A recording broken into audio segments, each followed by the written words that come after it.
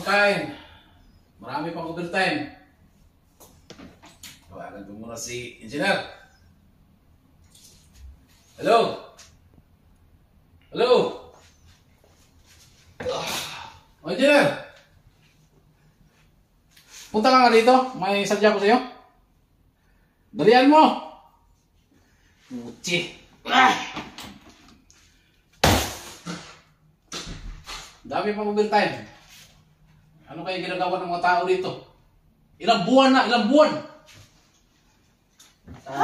Sir, Oh, pinapatawag mo ako, sir? ano ba nangyari sa'yo? Yung electrical natin, nag-complain na yung client natin. Ilang buwan na yung project natin dito. Pagsabihan mo yung mga tao mo, maraming problema dito, sa Majilis. Hindi daw nag-ano yung mga kurinti natin. Hindi nag-work.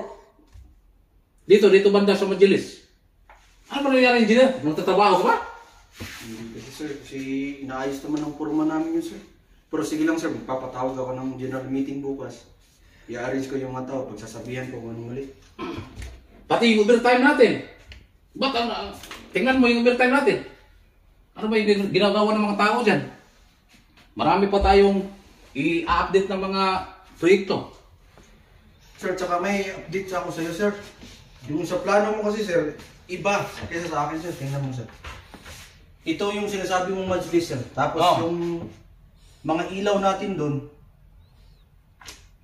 nung chinek ko nung kaninang umaga, ayos naman, sir. Pero ba't, ewan ko lang kung ba't nung chinek mo, ba't hindi, ano? Our client inspect today.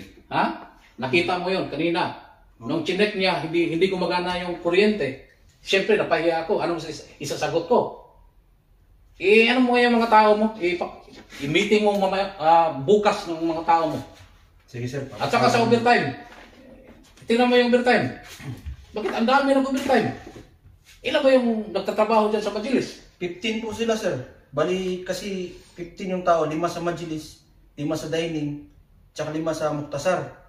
Kaya ako sila pinag-5-5, sir, para matapos agad. Para 3 area yung matrabaho nila. Yun na nga, sir, yung overtime hanggang 8 PM lang sila. Pagsabihan mo na yung overtime. Tapos, Engineer, please, Engineer, ang daming trabaho, Engineer. Ha? Ilang buwan na itong project na natin ito. Baka mawala tayo ng trabaho. Mayroon pa tayo. Yung glass, i-update mo yung glass. Sige, sir, bukas, sir, i-update ko. Sige. Sorry, sir. Sige. Go.